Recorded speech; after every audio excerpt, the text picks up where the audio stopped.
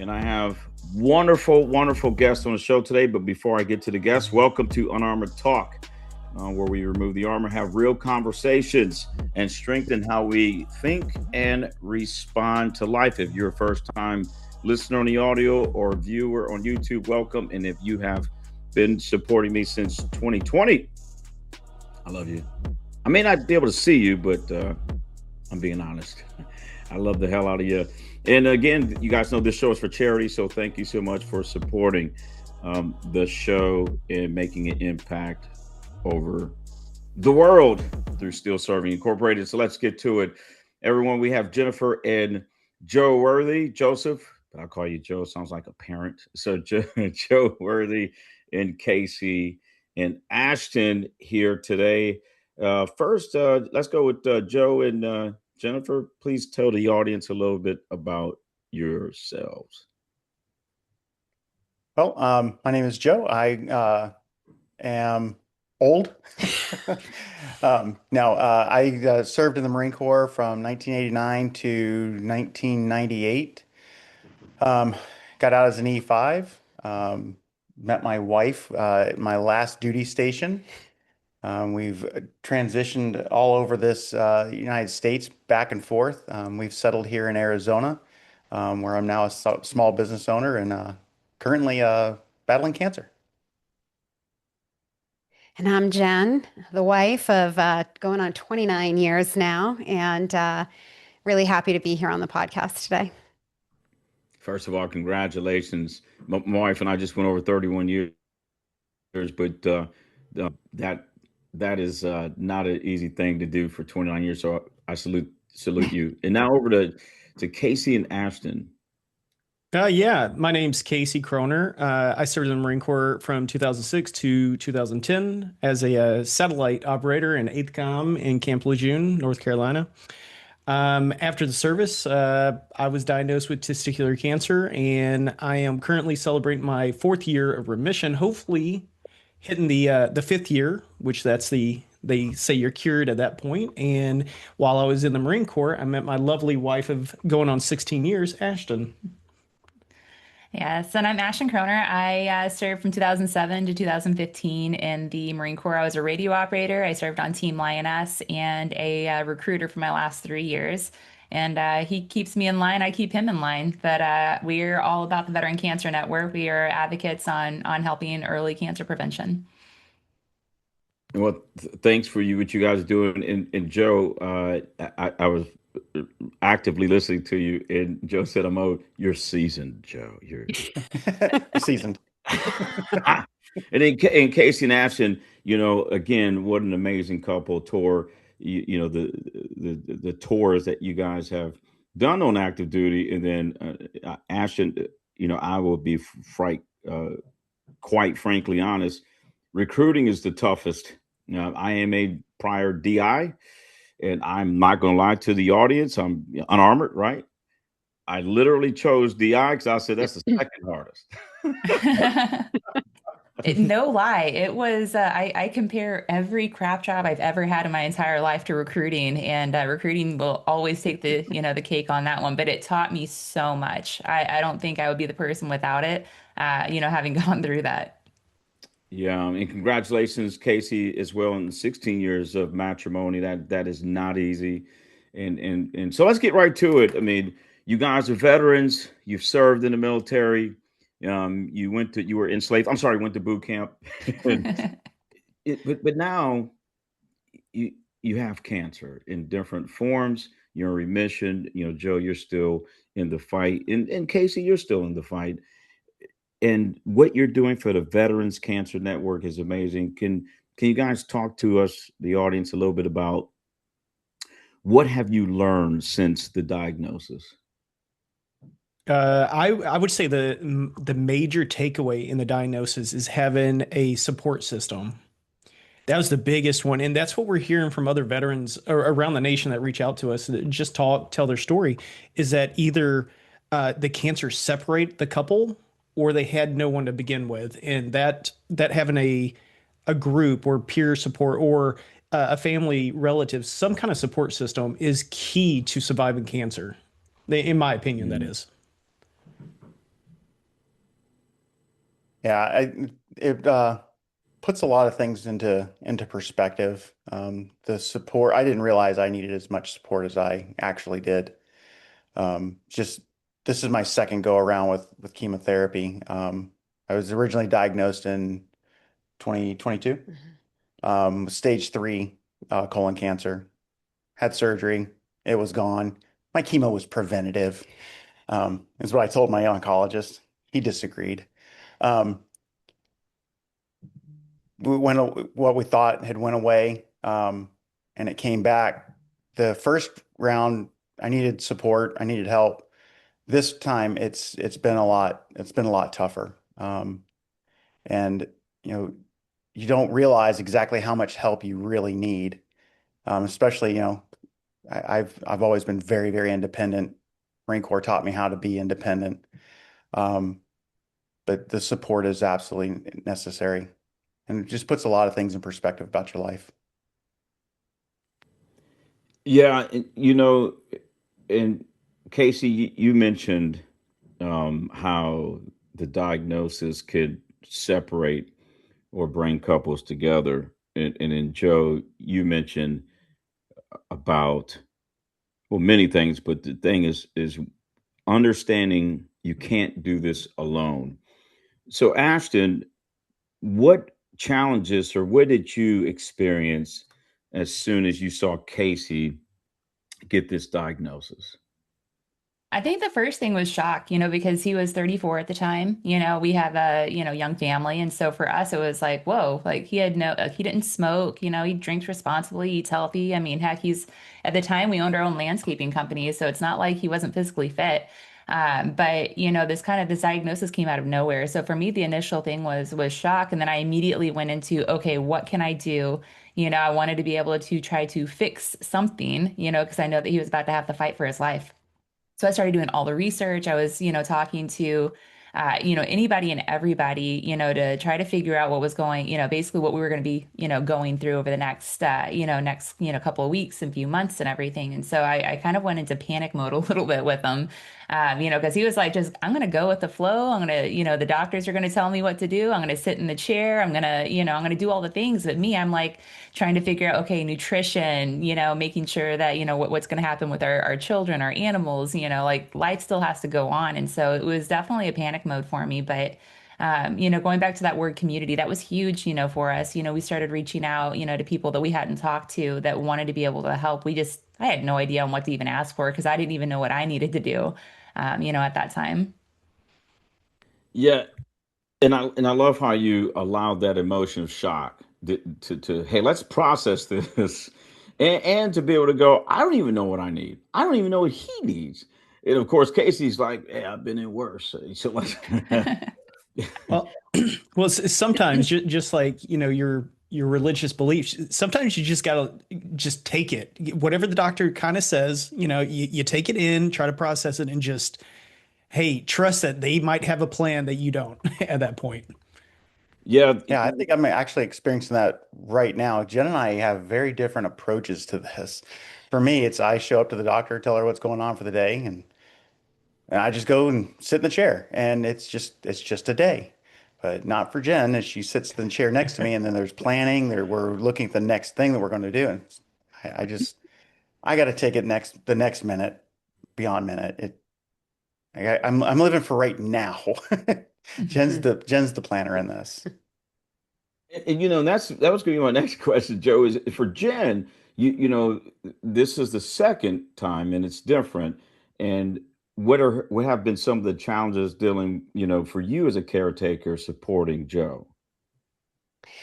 I think just coming to terms really with what it means. I still think, we found out about this diagnosis on like January 2nd. Great way to start the new year that had a lot of plans already. And, our goals for our small business were set. And I still am battling with a little bit of denial myself. My husband on the outside looks very healthy. He's trying every single day. He's getting up, but then the chemo weeks come and they're coming faster and they're getting harder.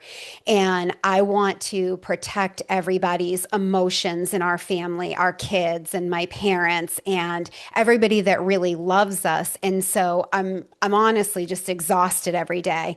I don't sometimes know how I get through it. I probably have a headache every single day, but the amount of care coordination that goes into taking care of him, I almost am scared about what happens when he starts to deteriorate or the next round is even harder or surgery, if that's an option for him, what is recovery going to look like? So carrying a lot of baggage and, I too am trying to live like for the minute because you still want to remember you're a married couple first. Like I'm still a wife. I'm not a caregiver. I'm his wife first and trying to love each other as spouses and putting that as the primary focus. It does get harder. Yeah, and it's so complex. I mean, listen to you Hmm. guys. Like it's so complex. You have the person that's dealing with it, and your mindset and your look on life, your change in the way you look at life, and then you have the caretaker on the outside that's managing the complexities of. And you mentioned it, Jen. There's mothers, fathers, grandparents. There's this whole line, friends, pastors. There's all these folks who care and trying to manage that, yeah, it could be super exhausting at night. Casey, so with the amount of support that you have received from Ashton, um, what would you say if you had to pick one thing? I know this could be tough. What would you say has been the one thing for you that has really helped you from Ashton? Hands down. I'm not the biggest person to get out there and start talking to people and preaching the word of all this or advocating for myself as much. She is a pit bull. Think she's the word equivalent to a DI. Like she will go out there and she will preach to the street to get what I need, and that would be the biggest like benefit, boon, whatever you want to call it for me. God is going, God is going, there's a reason why I gave man woman. No. True, true. It's biblical. It's biblical. And then it is over to you, Joe. You tell me what's one thing if you had to pick one. I know this is a tough question. We're sitting on the No, porch here, everyone having a beverage, non-alcoholic. honestly, I mean, it's the same thing that Casey just said. It's Jen is out there every day making this stuff happen. If if she wasn't behind the scenes making sure that everything was getting done, I probably wouldn't even be sitting in a chemo chair. Mhm. I wouldn't have. I probably wouldn't have even went to the doctor and got diagnosed again. Wow. You know, she she keeps me on track, and I think that's the biggest benefit that and the biggest support and the the biggest thing that I can recognize is just she's always there, and yeah, she is a pit bull when it comes to getting things done. She has fought the VA over the last 2 months, tooth and nail. It's been quite the adventure this time. It's been harder this time than it was the first time. Wow. Wow. Now there are some folks who are going to watch this show that may be battling cancer alone. Or I believe it could be me that we don't even know we're going to get diagnosed in the future. And we may not, or a person may not have an amazing network that's in the house with them. Any of you guys, what advice could you give someone that may be alone with this fight? I mean, people may think that they're alone, honestly. I mean, I thought when we were going through his chemotherapy and everything, we thought oh man, it's like, here we are, post 9/11 veterans, it's like we're the only ones going through this. And that is such a lie. Like there are so many people out there, but for us, it was hard to navigate and try to figure out, where we can find these like-minded people. And it was so easy now looking back at it, it wasn't hard to be able to go and go onto an online support group. It took a little while for us to be able to find the one that fit our situations, because we were looking for both the caregiver and the person going through it. But we created the Veteran Cancer Network for people just like this. We wanted the resource that we wish that we had, so they can come to our website, they can go to our socials, they can hear our stories and let them know that, hey, you don't have to be alone during this. Yes, it's a really crappy situation that you're going through right now, but you have a whole support of brothers and sisters that have gone through similar situations as you, and we want to be able to connect you with them, because it's all about that connection and just, hearing stories and, sharing like, hey, yeah, this happened to me, like Casey popping a pimple and, getting sepsis and everything. Like, lesson learned, what, don't pop pimples, don't shave with a straight razor, like those kind of things. And we try to normalize that conversation because cancer is a very scary topic. A lot of people think of the Hollywood version.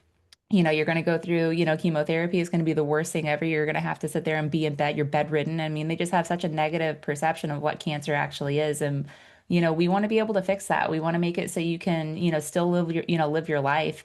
Cancer doesn't have to be the entire book. It can just be a chapter in your journey, and we want to be able to help, shape that chapter. Yeah, and take Joe down there owning his own business. He's always out and about making recordings, talking about what to look for, all that. So he's a prime example of people still with cancer freaking out there doing stuff. So I give it up to you, Joe. You're strong. Thanks.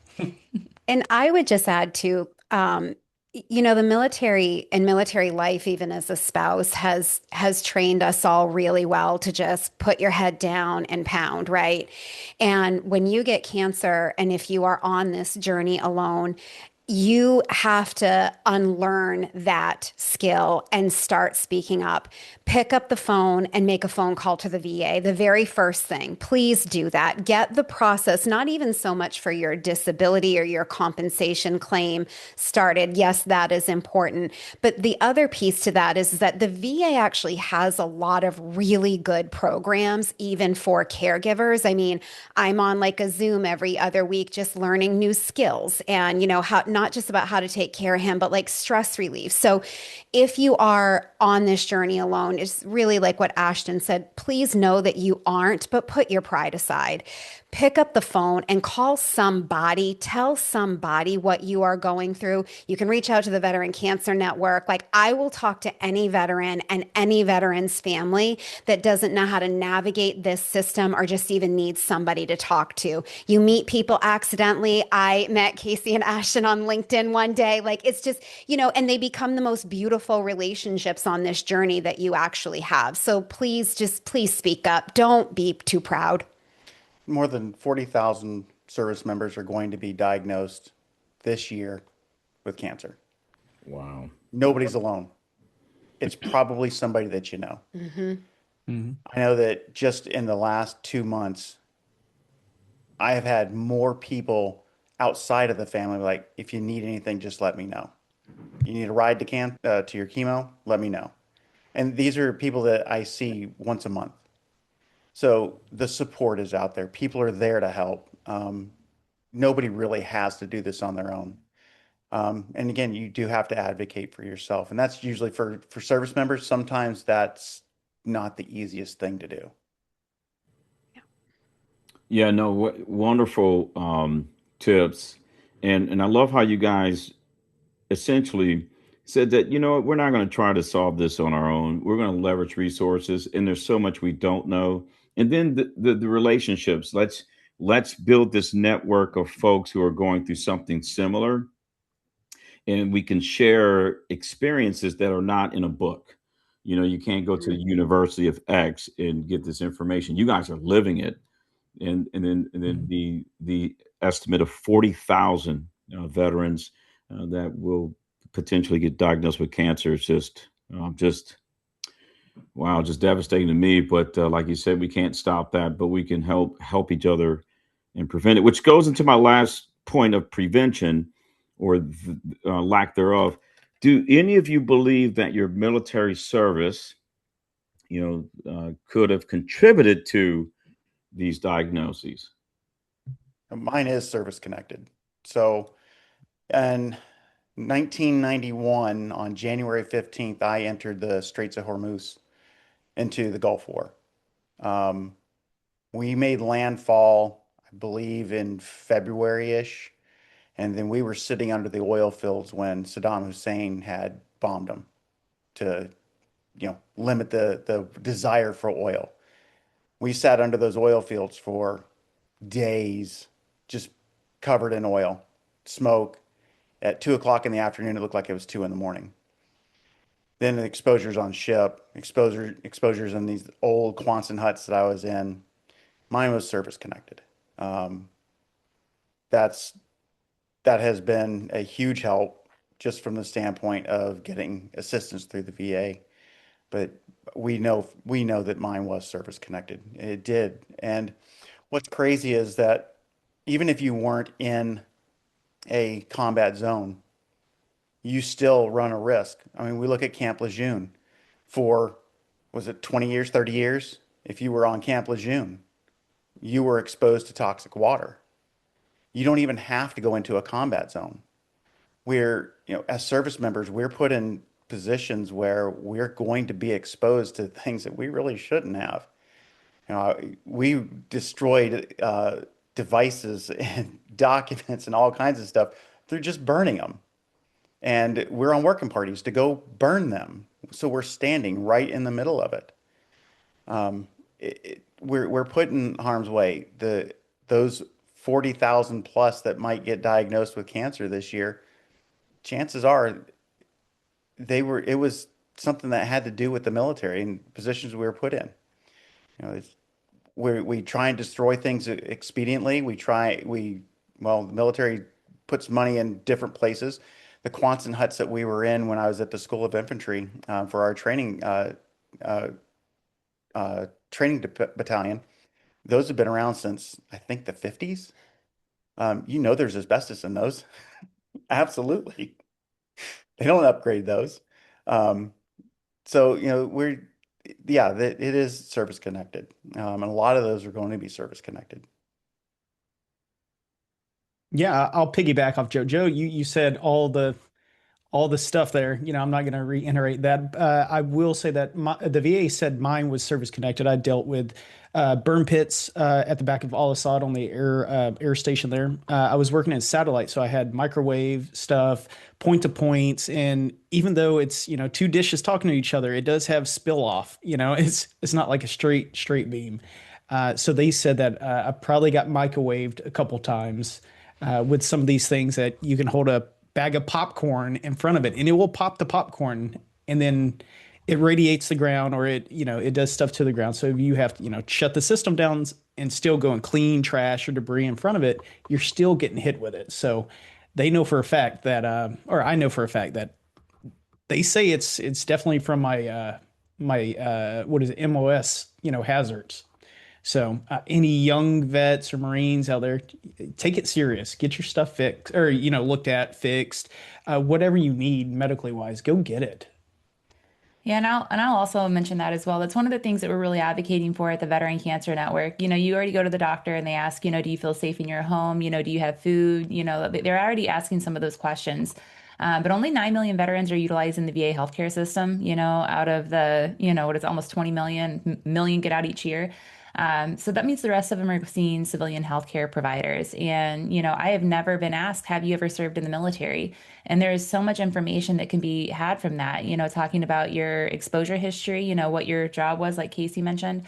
All these risk factors come into play. And I know that both, Joe, Jen, and Casey have heard me talk about this multiple times, but when you're going through training, like the gas chamber, OC spray, those things, like your body actively rejects that, but there's not studies being done on the effects of the gas chamber long term. I'm a strong believer that, that can contribute to a lot of these healthcare concerns that, potentially could lead to cancer if it was just studied. So there is so many factors whenever it comes to your military exposure history, along with even prior to that. A lot of people that join the military, they're leaving their homes for reasons. I mean, you get some that want to join because of patriotic or family, but I know when I was on the streets on recruiting duty, a lot of them were low income, that were coming into the service to better their their future. And so they already had those social concerns already, and then you compound it with military history. People that serve in the military are 30% more likely to get cancer than their civilian counterparts. And right now, it's 1 in 3 people in their lifetime are going to have cancer. Wow. Wow. Well, I would love to have you, Casey, Ashton, Joe, and Jen on the show forever because you guys are just amazing. And I don't mind hosting for the rest of the day, but I know you guys got other things to do in life, and I don't want to be selfish. So I'll start off with Jen and Joe. If there's one thing that you both as a couple or individually, one piece of advice you could leave the listeners and viewers, what would it be today? Get screened. Just get screened. It doesn't matter what age you are. Mm-hmm. I was 52 when I got diagnosed with stage 3. I had signs and symptoms since I was probably 50. And I'm pretty sure that if I had been screened at 45, which is what the new requirement is, it probably would have been discovered way, way earlier. Get screened. Yeah, and as his wife, as a caregiver, I would say, caregivers out there may be listening today, Mario, just take care of yourself. Come to terms with the fact that your life has changed. It's not the same every day. And the quicker you can make peace with that and you can adjust your life with how your life now fits around being a caregiver, around watching somebody that you love battle cancer. There's a lot of things you have to say no to. There's a lot of ways you need to protect your home and your energy, and just take care of yourself. And please reach out to Veteran Cancer Network if I can talk to anybody about what that needs to look like for you and your health. Yeah, I guess I'll go next. I will piggyback off Joe because Joe and I are same wavelengths. But since mine was a sensitive topic for a male, it's talking about sensitive parts, and I didn't want to talk about it, so I let it just. I advocated for myself to get screened and stuff, but I kind of didn't push as much as I should. So if I got it screened a lot sooner, it would have been a far less invasive procedure to get myself, to a good stable spot. So getting that early detection, screening, testing, advocate for yourself. Those are very important, and everyone should be doing that as soon as you get out.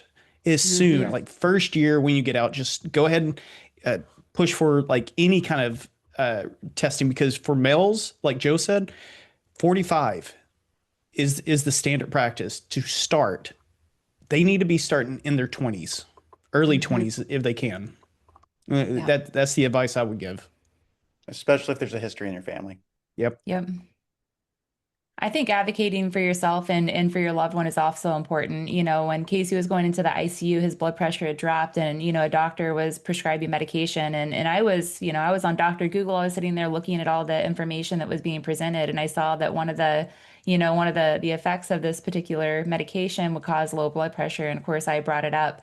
And, thinking that the doctor already knew this, and they kind of brushed me off. Oh, it's fine. Don't worry about it. Guess what? His blood pressure dropped again into the 40s, So I think advocating and questioning, doctors, they have a wealth of knowledge, but they don't know everything. You yourself know your body the best. So you have to advocate. When Casey was going through his diagnosis, he had to be able to sit there and really advocate, saying, hey, no, something feels wrong.